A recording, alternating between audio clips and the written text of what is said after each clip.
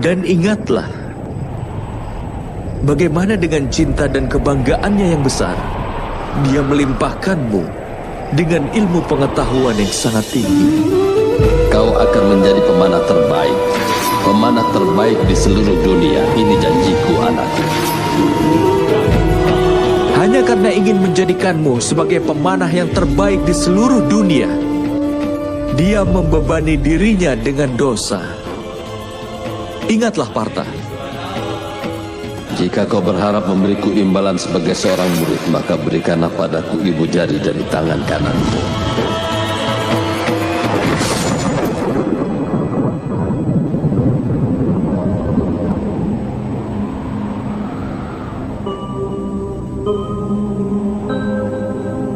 Dan di sebelah sana, lihatlah Wikarna baik-baik.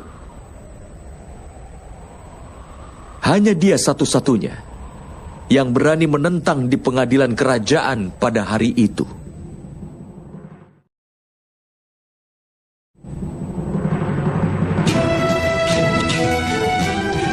Jika seorang raja kalah dalam pertempuran, maka dia harus meletakkan tangannya. Bukan dengan jalan mempermalukan seorang wanita, Kak. Ada perbedaan antara melucuti musuh dengan mempermalukan seorang wanita, Kak. Dan Tuan Putri Drupadi adalah pengantin wanita dari dinasti Kuru. Inilah yang sebenarnya.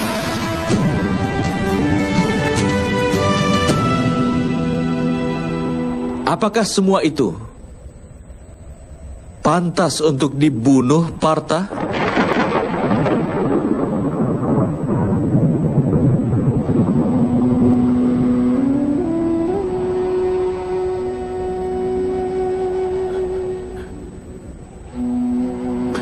Tidak, Madhawa. Bagaimana mungkin aku bisa membunuh mereka? Benar. Tapi sekarang, lihatlah di mana kau berada, Partha.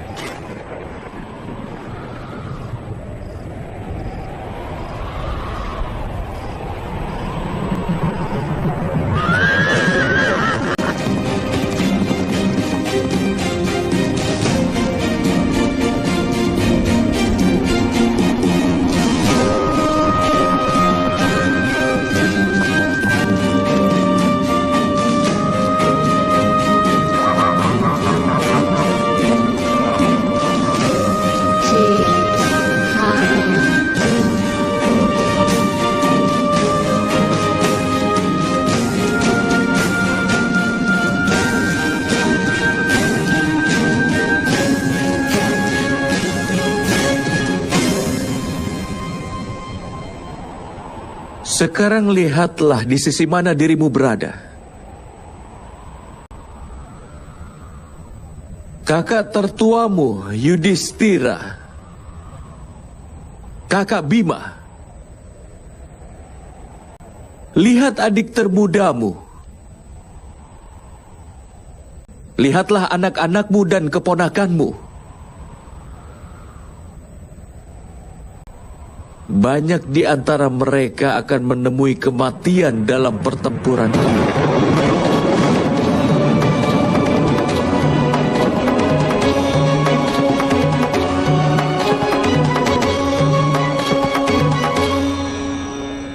Tidakkah hatimu merasa lemah dengan kemungkinan akan kematian mereka, Partha?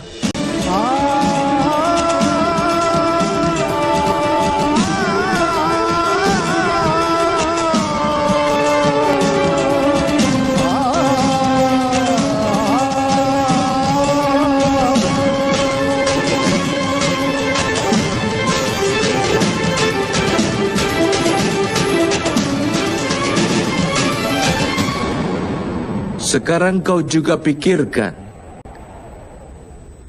kesalahan yang pernah saudaramu Duryudana lakukan. Jika dia tamak akan kekuasaan, dan memang jika benar dia yang lebih awal memulainya. Jika Dursasana melakukan kesalahan dengan mempermalukan Pancali, dan jika itu benar-benar sebuah kejahatan, kalau kau perhatikan kakak tertuamu dan membiarkan istrimu dipermalukan. Apa itu juga bukan kejahatan namanya? Kakekmu menganggap sumpahnya lebih penting dan menganggap bahwa kehormatan dari seorang pengantin wanita sebagai hal yang kecil. Apa itu bukan namanya ketidakadilan?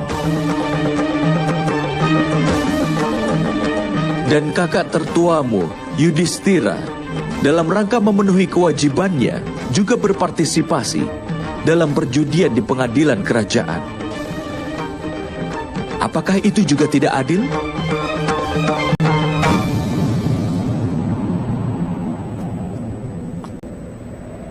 Jadi, pantas atau tidak menganggap Duryudana sebagai seorang musuh?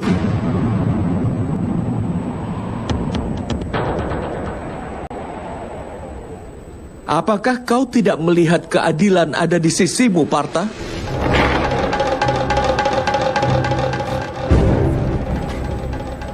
Jadi, pantas atau tidak menganggap Duryudana sebagai seorang musuh?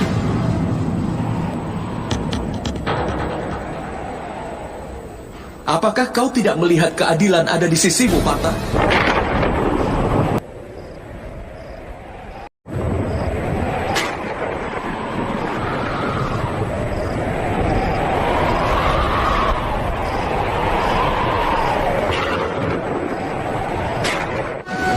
Apa yang kau katakan benar, Madawa. Di kedua belah pihak, aku bisa melihat keadilan dan ketidakadilan.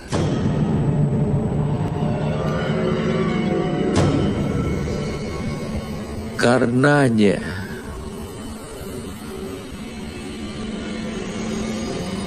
kau tidak bisa menyadari tujuan dari perang ini.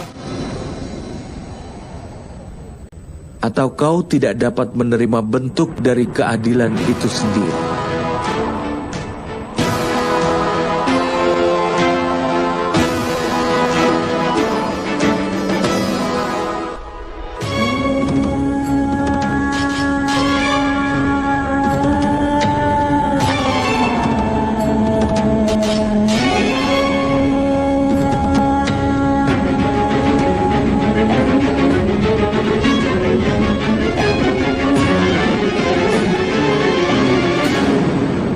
Rasanya pikiranku sudah mati, Madawa.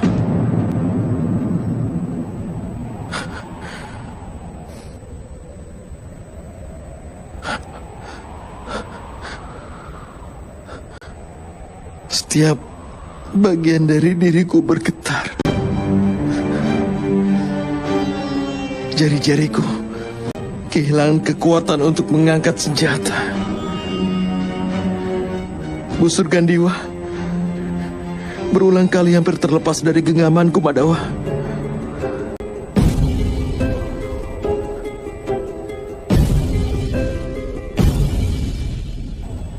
Aku hanya bisa meramalkan kehancuran yang dahsyat. Hanya kehancuran yang dahsyat.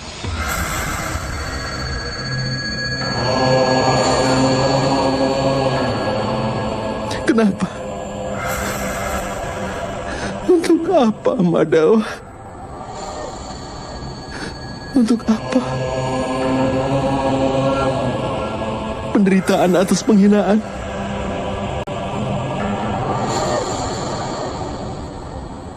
Pemahaman tentang ketidakadilan? Ataukah itu sebuah sumpah akan adanya pembalasan dendam? Aku tidak punya alasan apapun, Madawa. Aku tidak punya alasan apa-apa untuk dapat menerima bencana ini. Aku tidak bisa. Bencana adalah dasar dari reformasi, Partha.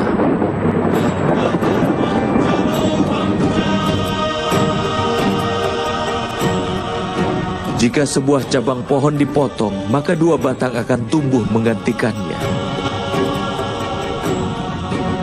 Kenapa engkau takut akan bencana yang terjadi hari ini? Kau tidak tahu fakta bahwa itu akan menyebabkan terjadinya reformasi.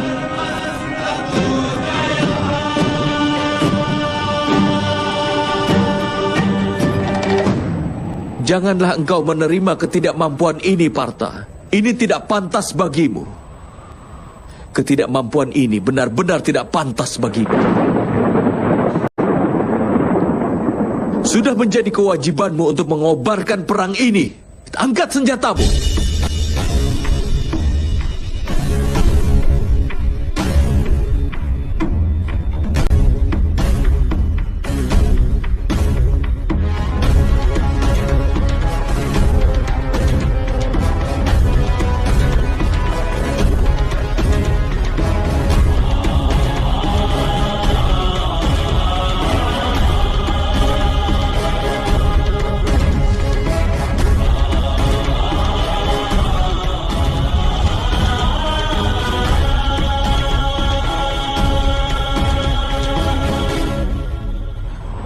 Bagaimana aku bisa mengangkat senjata, Madawa?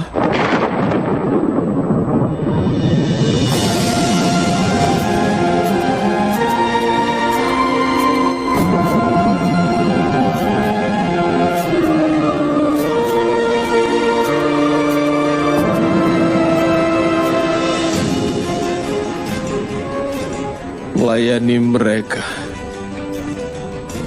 sudah jadi keberuntungan dalam hidupku. Seperti kakek, Guru Drona, paman, dan kakak tertuaku sendiri. Aku tidak punya keberanian untuk mengangkat senjataku melawan mereka. Meskipun seandainya aku masuk nirwana dengan membunuh mereka, itu sia-sia, Madawa. Sia-sia.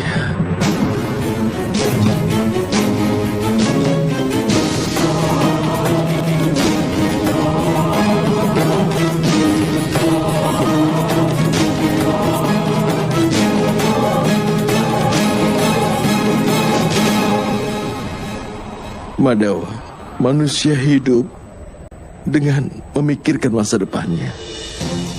Bahkan ketika aku melihat prajurit-prajurit, ketika aku melihat jutaan prajurit, itu mengingatkanku akan perang di masa lalu. Banyak perempuan menjadi janda. Banyak anak yang menjadi yatim. Ketika aturan masyarakat dilanggar, tidak seorang pun akan mengajarkan nilai-nilai tradisi. Tapi mungkin inilah waktunya bagimu untuk melihat hasil dari semua itu. Benar kan, nak?